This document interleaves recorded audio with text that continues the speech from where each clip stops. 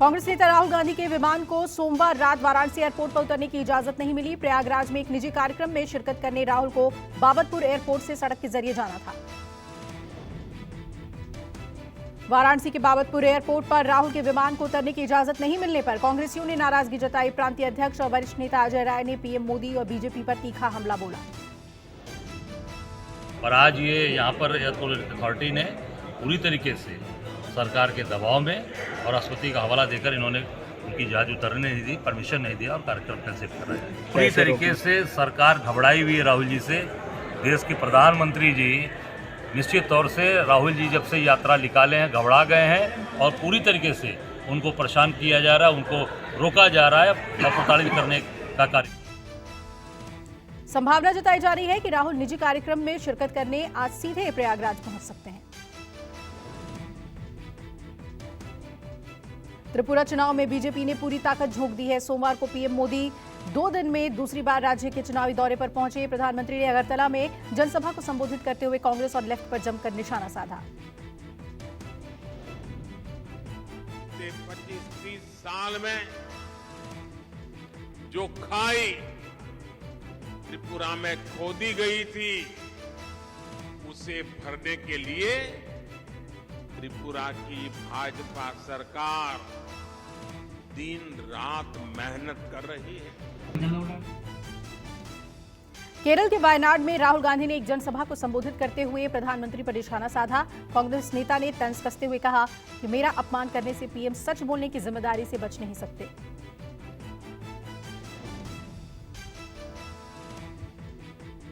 Thing I'm scared of is Narendra Modi. It doesn't matter whether he's the Prime Minister of India.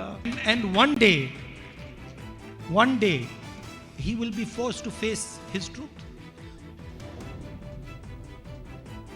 Bengaluru में चल रहे arrow India 2023 का आज दूसरा दिन। रक्षा मंत्री राजनाथ सिंह 32 देशों के रक्षा मंत्रियों के साथ करेंगे अहम बैठक में हजारों करोड़ के रक्षा समझौते होने की उम्मीद।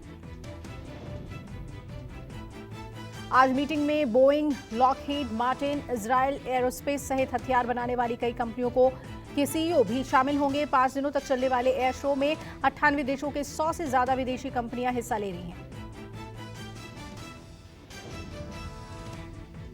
जम्मू कश्मीर के पुलवामा में हुए आतंकी हमले की आज चौथी बरसी है। 14 फरवरी 2019 में हुए हमले में सीआरपीएफ के 40 जवान शहीद हुए थे। पुलवामा में शहीद जवानों को श्रद्धांजलि दी जाएगी। आतंकी हमले की बरसी को लेकर पूरे राज्य में हाई अलर्ट घोषित किया गया है। आज है प्रेम दिवस, वैलेंटाइन डे। आज के दिन प्रेमी प्रेमिका एक दूसरे से प्यार का इजहार करते हैं। वैलेंटाइन डे के बहिष्कार का हिंदू संगठनों ने ऐलान किया है। देश भर में पुलिस प्रशासन चौकन्ना हुआ। बजट सत्र के पहले चरण के आखिरी दिन भी अडानी के मसले पर संसद में हंगामा। कांग्रेस नेता मल्लिकार्जुन खड़गे ने कहा कि हम अडानी के मुद्दे पर चर्चा चाहते हैं। राहुल गांधी को नोटिस दिए जाने को खड़गे ने गलत बताया। कांग्रेस नेता ने दावा किया कि राहुल ने कुछ भी असंसदीय नहीं कहा। जो आरोप लगाए वो पब्लिक डोमेन पर पहले से है मौजूद। मौलाना मदनी के बयान पर समाजवादी पार्टी नेता शफीकुर रहमान बर्क ने मदनी के बयान पर जताई आपत्ति। सपा सांसद ने कहा ओम और अल्लाह दोनों अलग अलग हैं। मदनी के बयान से आपस में फूट पैदा होगी। जमीयत उलेमा हिंद प्रमुख मौलाना अरशद मदनी के खिलाफ पुलिस कार्रवाई की मांग। हिंदू सेना ने अल्लाह और ओम को एक बताने संबंधी विवादित बयान को लेकर दिल्ली पुलिस कमिश्नर से शिकायत की। बिहार के सीएम नीतीश कुमार पर कुर्सी फेंके जाने का बिहार पुलिस ने खंडन किया। औरंगाबाद के कंचनपुर में समाधान यात्रा के दौरान एक कार्यक्रम में मुख्यमंत्री पर कुर्सी फेंकने की खबर आई थी।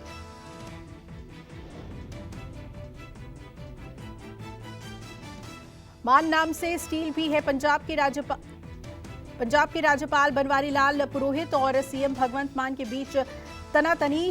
प्रदेश के स्कूल प्रिंसिपल्स को ट्रेनिंग के लिए सिंगापुर भेजे जाने की चयन प्रक्रिया से जुड़े सवाल पूछने पर भड़के मुख्यमंत्री मान।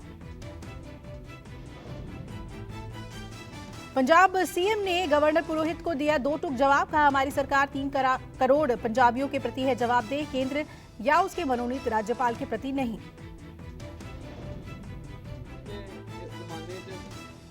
ਤੁਸੀਂ ਪ੍ਰੋਫਿਟ ਚੋਂ ਹਿੱਸਾ ਮੰਗੋਗੇ 20% ਬੱਚੇ ਕੌਣ ਦੇ ਦੂਗਾ ਜੀ? ਪੰਜਾਬ ਦੇ 3 ਕਰੋੜ ਪੰਜਾਬੀਆਂ ਨਾਲੇ ਮੁੱਲ ਹੋ। महाराष्ट्र के डिप्टी सीएम देवेंद्र फडणवीस का बड़ा दावा, कहा 2019 में एनसीपी प्रमुख शरद पवार की सहमति से बनी थी बीजेपी, एनसीपी की सरकार। पवार ने फडणवीस के बयान को बताया सफेद झूठ। झारखंड सीएम हेमंत सोरेन ने बढ़ती महंगाई को लेकर केंद्र की मोदी सरकार पर तंज कसा। सोरेन ने कहा, एक समय महंगाई को डैन बताने वाली बीजेपी के लिए महंगाई अब भौजाई बन गई है। यूपी में सपा के वरिष्ठ नेता और पूर्व मंत्री आजम खान और उनके बेटे को कोर्ट ने सुनाई 2-2 साल की सजा। हालांकि 15 साल पुराने मामले में दोनों को फौरन जमानत मिली। 2008 में समर्थकों के साथ हंगामा बवाल करने का था आरोप। दिल्ली में आज राष्ट्रीय लोकदल कार्यकारिणी की बैठक में पार्टी के राष्ट्रीय अध्यक्ष चुनाव की संभावना। बैठक में जिला मंडल अध्यक्षों के साथ ही पार्टी विधायक और शिरकत करेंगे। केंद्रीय गृह मंत्री अमित शाह आज हरियाणा के 1 दिवसीय दौरे पर रहेंगे। शाह राज्य सहकारिता विभाग के विभिन्न परियोजनाओं का उद्घाटन करेंगे। सुबह 11 बजे करनाल के बछैर स्टेडियम में आयोजित कार्यक्रम में अमित शाह राज्य पुलिस को प्रेसिडेंट कलर देंगे। बीजेपी के राष्ट्रीय अध्यक्ष जेपी नड्डा का आज से 2 दिवसीय मेघालय दौरा। अपनी यात्रा के दौरान नड्डा मेघालय चुनाव के लिए संकल्प पत्र जारी करेंगे। नड्डा की आज शिलांग में जनसभा। सिंगापुर से इलाज कराकर लौटे आरजेडी अध्यक्ष लालू प्रसाद यादव पटना में परिवार के साथ स्वास्थ्य लाभ ले रहे हैं। लालू की बेटी और राज्यसभा सांसद मीसा भारती ने सोमवार को लालू के साथ परिवार की तस्वीर शेयर की।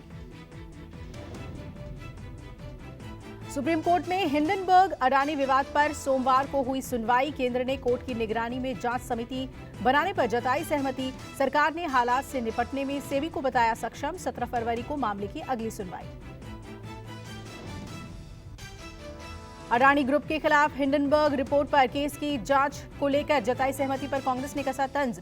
पार्टी नेता जयराम रमेश ने कहा कि जांच समिति को लेकर आपत्ति रही तो क्यों नहीं किया जेपीसी का गठन। दिल्ली में चुनाव को लेकर सुप्रीम कोर्ट ने सुनवाई करते हुए बड़ी टिप्पणी की। सुप्रीम कोर्ट ने कहा कि मनोनीत पार्षदों को वोटिंग का अधिकार नहीं है। एएसजी ने कोर्ट को बताया कि 16 फरवरी के बाद मेयर चुनाव होंगे। 17 फरवरी को अगली सुनवाई। सुप्रीम कोर्ट ने जम्मू कश्मीर में विधानसभा सीटों के परिसीमन को चुनौती देने वाली याचिकाओं को खारिज किया। कोर्ट ने कहा कि परिसीमन आयोग के गठन में नहीं की गई है संवैधानिक नियमों की अनदेखी। दिल्ली विकास प्राधिकरण के फ्लैट खरीद में अब कोई रुकावट नहीं। केंद्रीय आवास और शहरी मामलों के मंत्रालय में डीडीए आवास विनियम 1968 में छूट को दी मंजूरी। डीडीए फ्लैट में अब सभी लोग कर सकेंगे आवेदन। बेंगलुरु में एरो इंडिया शो का उद्घाटन हुआ। पीएम मोदी ने एरो इंडिया शो के 14वें संस्करण का शुभारंभ किया। पीएम मोदी ने बेंगलुरु के एयरफोर्स स्टेशन से वायु वीरों में भरा जोश। बेंगलुरु में 13 से 17 फरवरी तक चलेगा एरो इंडिया शो। आसमान में हिंदुस्तान के फाइटर जेट्स की दहाड़। तेजस ने आसमान में दिखाया शौर्य। आसमान में तेजस ने जैसे ही उड़ान भरी, हर हिंदुस्तानी का सीना गर्व से भर गया, क्योंकि तेजस विमान पूरी तरह से हिंदुस्तान में ही विकसित हुआ है।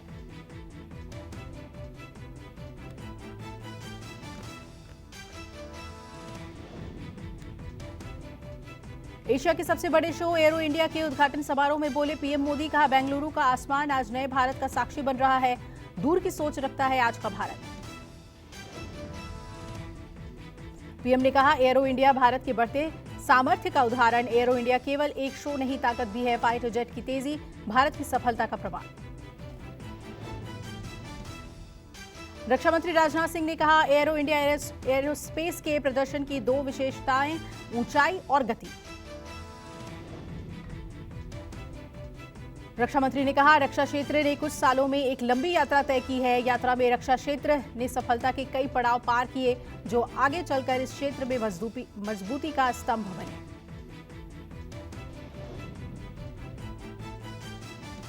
राहुल गांधी को नोटिस मिलने पर मल्लिकार्जुन खड़गे ने बयान दिया। राहुल गांधी ने लोकसभा में कुछ भी असंसदीय नहीं कहा। राहुल ने संसद में जो कुछ भी कहा था वो पहले से पब्लिक डोमेन में है। राज्यसभा में मल्लिकार्जुन खड़गे ने सभापति पर आरोप लगाए, दबाव में काम करने का आरोप लगाया। खड़गे के आरोप पर बीजेपी सांसदों ने जताया विरोध, सभापति के बयान को रिकॉर्ड से हटाया।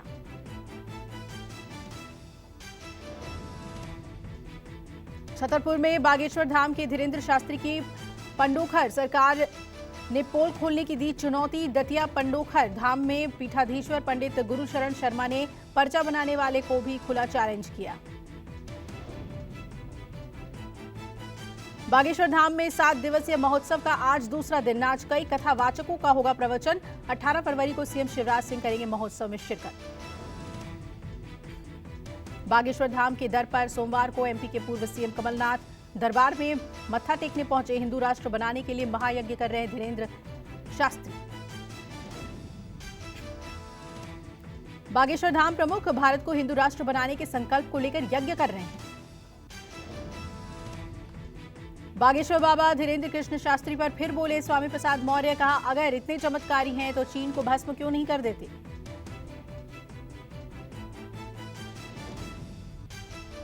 यूपी के कानपुर देहात में अतिक्रमण हटाने के दौरान बड़ा हादसा हुआ। मडौली गांव में अतिक्रमण हटाने के दौरान आग लगी। हादसे में मां बेटी की जलकर मौत। गांव में तनाव, पुलिस बल की तैनाती। दिल्ली के महरौली इलाके में चौथे दिन भी चला बुलडोजर। इलाके में लोगों का विरोध, भारी संख्या में पुलिस बल की मौजूदगी। स्थानीय लोगों ने दिखाए जमीन के दस्तावेज। अवैध कब्जे के आरोप में तोड़े जा रहे हैं कई घर और मकान। दिल्ली में एमसीडी ऑफिस के बाहर रेहड़ी पटरी वालों का प्रदर्शन। एमसीडी पर मारपीट और वसूली का आरोप लगाया। प्रदर्शन में जुटे 5000 से ज्यादा रेहड़ी पटरी वाले लोग। कहा, चुनाव के बाद अपने वादे भूल जाती हैं राजनीतिक पार्टियां। जम्मू कश्मीर में मिले लिथियम के भंडार को लेकर आतंकी संगठन पीएफएफ की गीदड़ भभकी। लेटर जारी करके कहा, लिथियम पर किसी भी भारतीय कंपनी का अधिकार नहीं। आतंकी संगठन ने कहा, अगर किसी भारतीय कंपनी को अधिकार मिला तो हम हमला करेंगे। हाल ही में जम्मू कश्मीर के रियासी में लिथियम का भंडार मिला है। महाराष्ट्र के लासल गांव में हुआ बड़ा हादसा। टावर वैगन ट्रेन की चपेट में आने से 4 कर्मचारियों की हुई मौत। सभी मृतक रेलवे के मजदूर गैंगमैन हैं। दिल्ली के 2 डॉक्टर्स के साथ सफदरजंग एनक्लेव थाने में बदसलूकी। 2 पुलिसकर्मियों पर लगा बदसलूकी का आरोप। डॉक्टरों का आरोप, थाने में आने के बाद 2 पुलिसकर्मियों ने उनके साथ गाली गलौज की और मारपीट की कोशिश की। उदयपुर में पुलिस ने अवैध डोडा चूरा से भरी एक कार को जब्त किया। कार चालक और उसमें सवार लोग मौके से फरार हुए। कार में 426 किलोग्राम अवैध डोडा चूरा बरामद, जिसकी बाजार में कीमत लाखों रुपए बताई जा रही है।